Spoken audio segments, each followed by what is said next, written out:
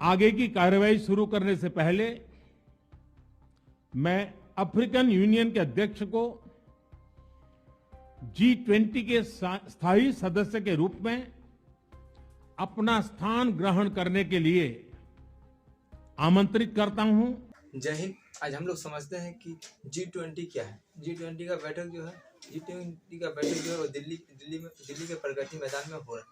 कि G20 है क्या, G20 का बैठक क्यों हो रहा है, इसके बारे में हम लोग समझते हैं कि G20 का देखिए G20 के बारे में समझते हैं।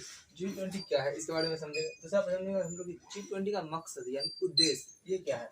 G20 का बैठक जो है वो 9 और 10 सितंबर 2 दिन होता है। इसका मेन बैठक जो होता है 2 दिन होता है, 9 सितंबर और 10 सितंबर 2023 को होने वाला है।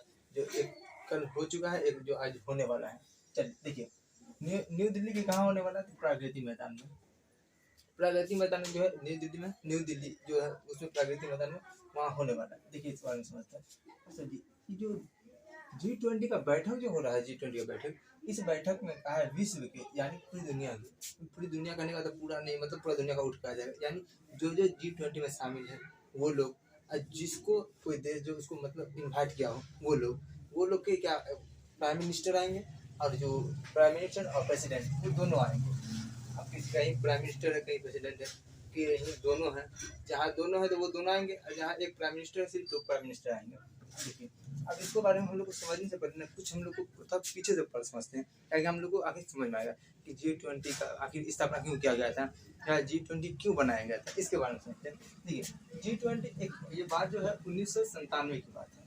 1997 में एशिया में आर्थिक मंदी आया था। एशिया में आर्थिक मंदी आया था, यानी एशिया में तो आप दक्षिण एशिया से देखिएगा, दक्षिण पश्चिम से, तो इस साइड में जैसे मालदीव ये सब है, तो उस साइड में क्या हुआ था कि आर्थिक मंदी आया था। आर्थिक मंदी आने के कारण से क्या हुआ था, वहाँ पर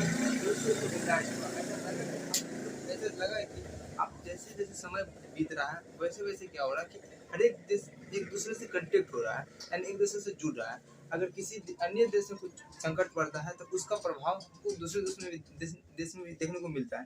तो इसके लिए हम लोग को बैठकर कुछ ऐसा संगठन बनाना चाहिए, कुछ ऐसा सिस्टम बनाना चाहिए, ताकि ये आर्थिक मंदी है यानी पैसा से संबंधित जो भी घटना घट रहा है इस सबको कंट्रोल किया जाए।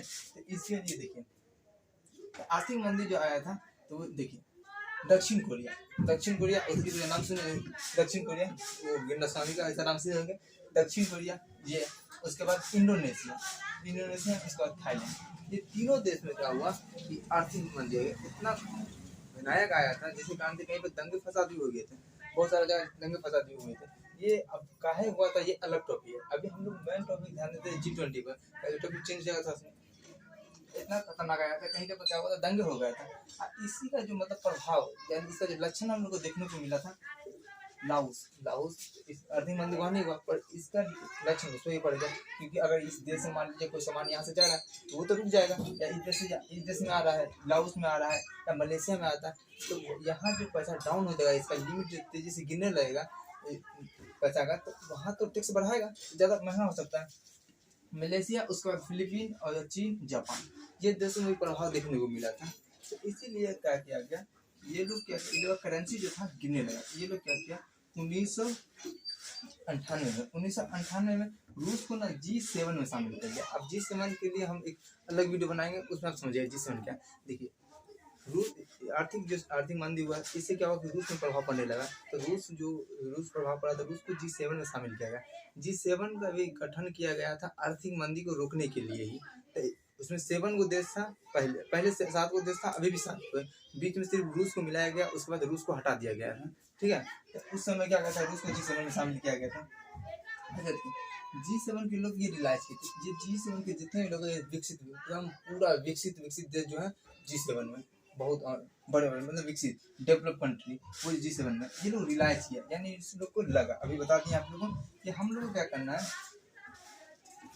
टेंशन लोगों को प्लस मिलना, यानी हम लोग को मिलजुल कर आपको ऐसा व्यवस्था करना है ताकि वहाँ पर सही बातों को रखा जा सके। इसके लिए अब देखिए 26 सितंबर 1999 को G7 के लोग बैठक होता है, उस सब लोग आए, सब लोग बैठे।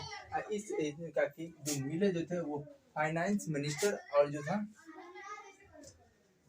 फाइनेंस मिनिस्टर क्या आप समझिए, G7 के बैठक जो पहले होता था G7 का, उसमें सिर्फ फाइनेंस मिनिस्टर जो होता है यानी पैसे से संबंधित जो मंत्री होता है, वो मंत्री एक दूसरे देश यानी G7 है तो सातों देश के जो वित्तीय मंत्री यानी फाइनेंस मंत्री वो लोग आपस में आएंगे और बैठेंगे और विचार करेंगे, आपस में बातचीत करेंगे। तो ये हमेशा ऐसे चला है। समिट मतलब होता है बैठक, समिट मतलब होता है बैठक।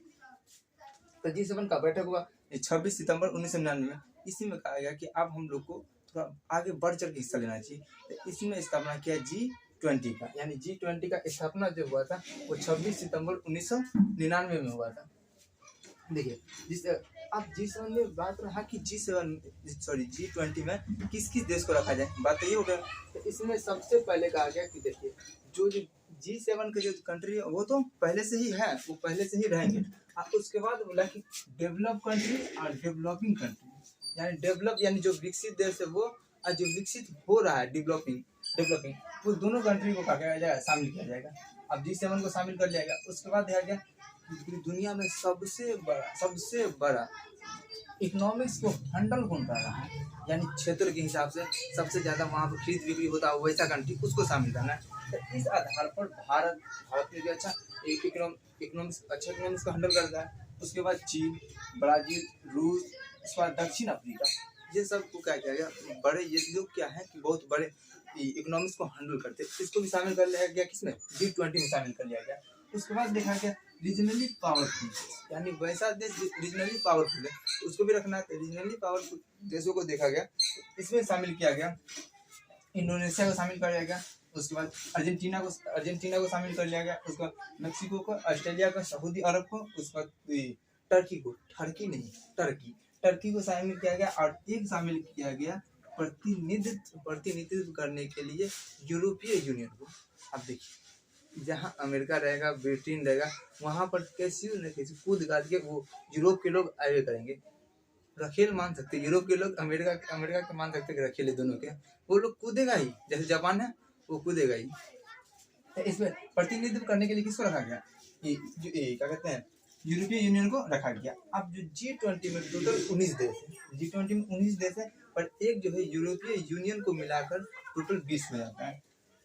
G20 का जो उद्देश्य था, ये लोग का विश्व मंदी को रोकने के लिए G20 का जो स्थापना किया गया, विश्व मंदी यानी पूरी दुनिया में पैसा करेंसी का वैल्यू कमने के लिए या गरीबी आने के लिए, इसको रोकने के लिए रखा गया। उसके बाद कई दिनों से बैठक का ऐसे ही चल रहा था, यानी फाइनेंस मंत्री आते थे, उसके बाद बैठते थे, फाइनेंस मंत्री बैठते थे। और बाद सेंट्रल बैंक एक गवर्नर होते हैं, आप लोग पैसा को देखिएगा उसमें गवर्नर लिखा रहता है, जो लिखा था मैं धारी को वचन देता हूँ 200 नोट अदा करने का, 500 अदा करने का, तो वो जो था गवर्नर रहता है, गवर्नर से रहता है। यानी सेंट्रल बैंक के गवर्नर और फाइनेंस मंत्री, ये दोनों मंत्री क्या करते थे, हर एक कंट्री के आते थे और उसके बाद आपस में बैठते थे। ये बैठक जो है 2008 तक चला। 2008 में क्या हुआ, ग्लोबल फाइनेंस क्राइसिस हुआ। अभी क्या हुआ, पूरी दुनिया में लगभग पैसा की करेंसी फिर तेजी से गिरने लगा।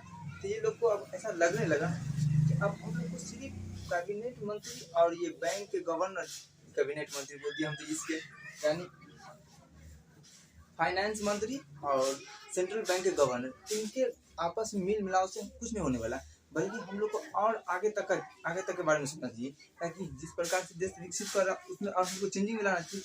इसलिए ये लोग कहा कि अब क्या होगा कि जो G20 का बैठा होगा ना, उसमें प्राइम मिनिस्टर और प्रेसिडेंट ये लोग भी आपस में विचार करेंगे, आपस में बैठकर बातें करेंगे।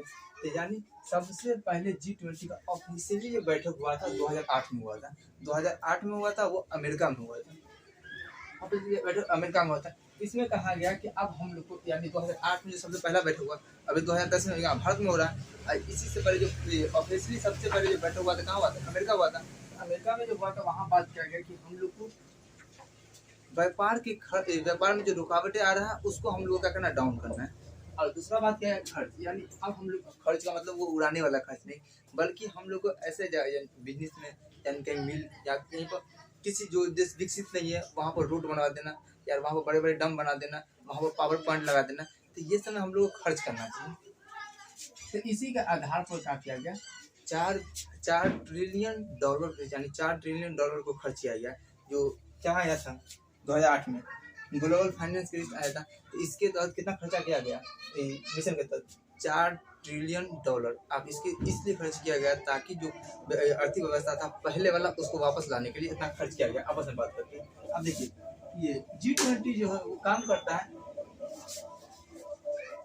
ट्रोइका सिस्टम में काम करता है। अब ट्रोइका सिस्टम क्या है समझिए इसको।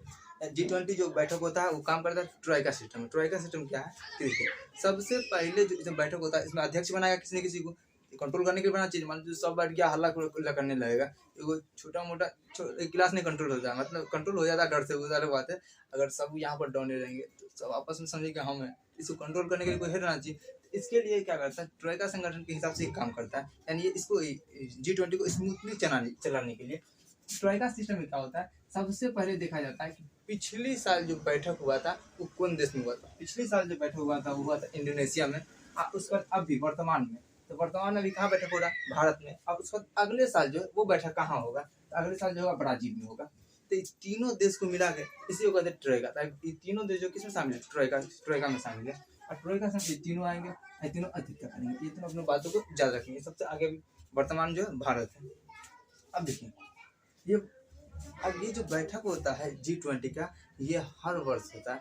अब हमारे यहाँ की मीडिया बोलते कम है डराते ज़्यादा है। आप बोल रहा ये बड़ी बात है ऐसे है, ऐसा कुछ नहीं है। ये जो पार्ट ऑफ प्रोसेस है, ये साल नहीं तो अगले साल G20 का बैठक भारत में होता है। अब ये लोग चिल्ला रहा है कि ऐसे हो रहा है, अरे मीडिया नहीं देख रहे, वो लोग हद किए हुआ है। वित्तीय मंत्री आए हुए हैं, उनकी पत्नी भी साथ में आई हुई है, वो साड़ी पहनी है, अच्छी सुंदर, तो साड़ी पहनी तो का लेना साड़ी पहनी, बता दे कि 2 आँख लेके आई है, मुंह इधर घूम गया वो लेकर आई है, कान ऐसे वो लेकर, मतलब ऐसा बात की, मतलब ये लोग आदमी को बैठा ले रखने के लिए कुछ भी बोल देगा, कुछ भी। तो याद देखिए अब मीडिया सब कलेजा फाड़ रहा है, एकदम चिल्ला रहा है जोर जोर से कि ये हो गया, क्या कहते हैं बाप, ये क्या नाम है G20 का बैठक भारत में हो गया। G20 का बैठक भारत में होता है, या इस साल हो या अगले साल हो, मगर वो होता है। आप तो अपनी समझ सकते हैं अगले साल क्या चुनाव आने वाला है, तो आप समझ सकते हैं कि G20 का बैठक अगले साल होगी, इस साल क्यों होगा, या ये भी हो सकता है कि इसी साल भारत के समय, पर ये हम G20 का बैठक भारत में होता है, ये तो फिक्स था, ये पार्ट ऑफ प्रोसेस है, यहाँ कोई बड़ी बात नहीं है एकदम।